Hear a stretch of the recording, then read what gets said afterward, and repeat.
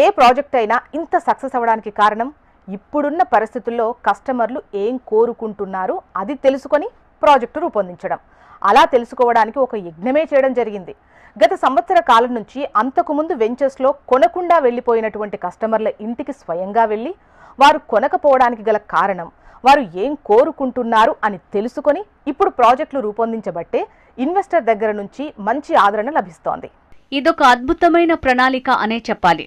ఎందుకంటే ఒక కస్టమర్ తమ ప్లాట్ని కొనడానికి ఎందుకు వెనకడుగు వేస్తున్నాడు, ఎక్కడ ఆ కస్టమర్కి నచ్చటం లేదు అనే అంశాలు పరిగణనలోకి తీసుకుంటే ఖచ్చితంగా ఆయా వసతులను, సౌకర్యాలను కస్టమర్లకు నచ్చేలా మలుచుకోవచ్చు, వారి అభిమానాన్ని సంపాదించుకోవచ్చు.